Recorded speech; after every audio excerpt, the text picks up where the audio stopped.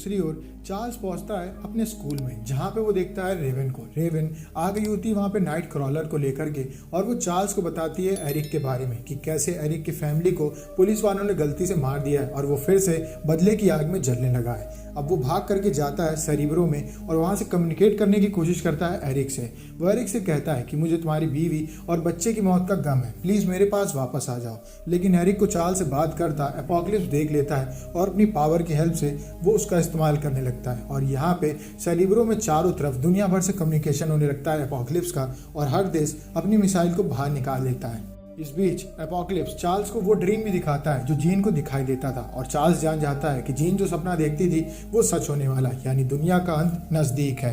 वो भाग के एलेक्स से कहता है कि जल्दी से सेरिब्रो को ख़त्म कर दो। एलेक्स सेरिब्रो को ख़त्म कर देता है और वो लोग उसको लेकर के बाहर आने लगते हैं। तभी वहाँ पे एपोकलिप्स बाकी सभी के साथ आ जाता है और वो चार्ल्स को अपने साथ ले जाता है। अब एलेक्स उसको रोकने की कोशिश करता है अपनी बीम की हेल्प से, लेकिन तब तक एपोकलिप्स वहाँ से चला जाता है और एलेक्स की बीम सामने के सिलेंडर से टकरा जाती है, जिसमें एक जोरदार धमाका होता है और एलेक्स उस आग में मारा जाता है। धमाका इतनी जोर का होता है कि उनके पास वहां से भागने का सिर्फ 1 सेकंड होता है, यानी कि इम्पॉसिबल। तभी यहाँ पे एंट्री होती है पिएट्रो मैक्सिमोव की, यानी कि क्विकसिल्वर, जो बहुत ही तेज दौड़ सकता है। वो 1 सेकंड के अंदर उन सबको स्कूल से बाहर निकाल लेता है, जिस धमाके में सिर्फ एलेक्स की मौत होती है। अब स्कॉट जब वहाँ पे पहुँचता है तो वो अपने भाई एलेक्स के बारे में पूछता है। हैंक उसको बताता है कि तुम्हारा भाई धमाके के बहुत पास था, इस वजह से हम उसे बचा नहीं सके। तभी उनके पास एक हेलीकॉप्टर आता है जिससे अजीब सी बीम निकलती है और सभी म्यूटेंट्स वहाँ पे गिर के बेहोश हो जाते हैं। लेकिन स्कॉट, जीन ग्रे और नाइट क्रॉलर बच गए होते हैं। और सभी मेन म्यूटेंट्स को स्टॉकर अपना बंदी बना के वहाँ से ले जा रहा होता है। तभी मौका पा करके स्टॉकर की गाड़ी में नाइट क्रॉलर, जीन ग्रे और स्कॉट को शिफ्ट कर देता है। अब इन लोगों को एक जेल में ले जाया जाता है जिसके अंदर ये लोग अपनी पावर्स का इस्तेमाल नहीं कर सकते हैं। इसके बाद रेवन कहती है स्टॉकर से कि हमें यहाँ से बाहर जाने दो ताकि हम यहाँ से चार्ल्स को बचा करके वापस ला सकें। उसी जेल के अंदर पिएट्रो बता देता है रेवन को कि एरिक यानी कि मैग्नीटो उसका बाप है।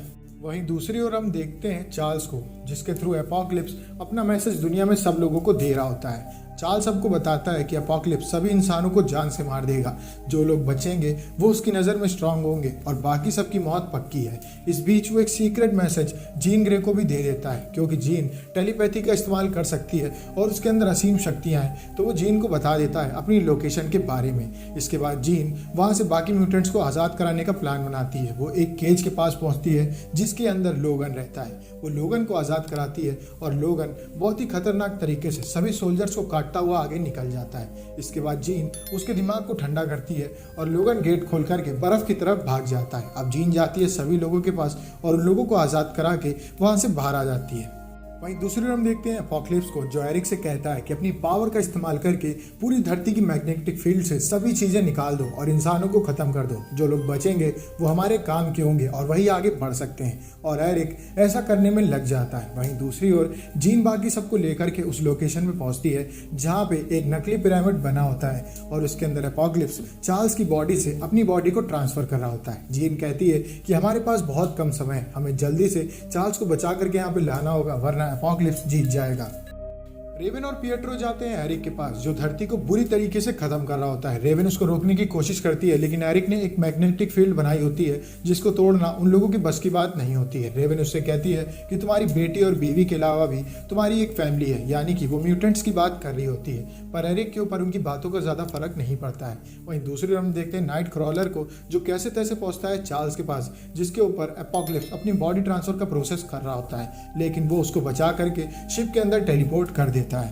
अब एपोकलिप्स की आंख खुलती है तो वो काफ़ी गुस्सा जाता है, क्योंकि उसका प्रोसेस बीच में रुक गया होता है। और यहाँ पे हम देखते हैं कि नाइट क्रॉलर ने लड़ाई करके एंजल को जान से भी मार दिया होता है। इसके बाद गुस्से में एपोकलिप्स बाहर निकलता है और वो चार्ल्स का नाम चिल्ला करके बाहर उसको बुला रहा होता है। तभी उसके पास पिएट्रो आता है और अपनी सुपर स्पीड का इस्तेमाल करके एपोकलिप्स को बुरी तरीके से पीटता है। लेकिन एपोकलिप्स, जो कि उससे कई ज़्यादा पावरफुल होता है, वो अपनी आंखों का इस्तेमाल करके पिएट्रो के पैर को पकड़ लेता है और इसके बाद वो उसके पैर को तोड़ देता है। अब वो यहाँ पे साइलॉक को बुलाता है और उससे कहता है कि पिएट्रो को जान से मार दो, लेकिन ये साइलॉक नहीं, मिस्टेक होती है। वो अपना रंग बदल के वहाँ पे आई होती है और वो एपोकलिप्स के गले पे अटैक कर देती है। इसके बाद एपोकलिप्स उसका गला दबा करके उसकी जान लेने लगता है। अब रेवन को इस हाल में देख करके स्टॉर्म को काफी बुरा लगता है, क्योंकि वो एक म्यूटेंट होती है और म्यूटेंट्स के लिए रेवन एक हीरो होती है, लेकिन वो चाह करके भी कुछ कर नहीं पाती है। वहीं दूसरे हम देखते हैं कि चार्ल्स अपनी आंख खोलता है और वो एपोकलिप्स का सामना करने के लिए तैयार हो जाता है। वो माइंडली उसको अपने कंट्रोल में लेता है और उसको दिमाग की दुनिया में ले जाता है, जहाँ शुरू में चार्ल्स एपोकलिप्स के ऊपर भारी पड़ रहा होता है। वहीं दूसरे हम देखते हैं कि स्कॉट अपनी लेजर बीम से एपोकलिप्स को पीछे करने की कोशिश कर रहा होता है, लेकिन इन सब से बात नहीं बन रही होती है और एपोकलिप्स उन लोगों के ऊपर भारी पड़ना शुरू हो जाता है। वो चार्ल्स को बुरी तरीके से पीटने लगता है उसकी माइंड की दुनिया में, और साइज में उससे काफी ज्यादा बड़ा भी हो जाता है। चार्ल्स काफी ज्यादा पीटा जा रहा होता है। वहीं असली दुनिया में एपोकलिप्स स्कॉट को दीवार में दफन कर देता है और हैंक को एक घूंसे में बेहोश भी कर देता है। थोड़ी दूरी से एरिक ये सब कुछ देख रहा होता है कि कैसे उसके दोस्त एक एक करके मौत के करीब भेजे जा रहे हैं। अब यहाँ पे हम देखते हैं जीन ग्रे को, जिसको चिल्ला करके चार्ल्स अपनी सपनों की दुनिया में बुलाता है। जीन जैसे ही सपनों की दुनिया में एंटर करती है, वो एक आवाज़ में एपोकलिप्स को वहाँ से बाहर कर देती है। इसके बाद एपोकलिप्स चार्ल्स की तरफ बढ़ने लगता है। तभी हम देखते हैं एरिक को, जो उसके सामने 2 लोहे के टुकड़े रखता है और उसको रोकने की कोशिश करता है। अब यहाँ पे स्टॉर्म भी एंट्री करती है और स्कॉट भी अपनी लेजर बीम की हेल्प से उसको रोकने की कोशिश करता है और उसके सामने से जीन ग्रे आती है। एपोकलिप्स अकेले इन सबका सामना करने की कोशिश कर रहा होता है, लेकिन वो जीत नहीं पा रहा होता है। इसके बाद जीन अपने आग के पंख खोलती है और फंस करके एपोकलिप्स की वहीं पे मौत हो जाती है। अब एपोकलिप्स के मरते ही जो असली साइलॉक होती है वो उस जगह को छोड़ करके वहाँ से चली जाती है। वहीं दूसरी हम देखते हैं कि चार्ल्स जेवियर स्कूल को दोबारा से जीन ग्रे और एरिक मिल करके बनाने लगते हैं, और इसके बाद रेवन नए म्यूटेंट्स को लेके जाती है ट्रेनिंग सेंटर में और वहाँ पे उनकी ट्रेनिंग कराने में लग जाती है और ये मूवी यहीं पे खत्म हो जाती है। अगर आपको वीडियो चली तो वीडियो को लाइक करें, चैनल को सब्सक्राइब करें। मिलते हैं आपसे नेक्स्ट वीडियो में, तब तक के लिए stay safe, stay healthy, bye bye.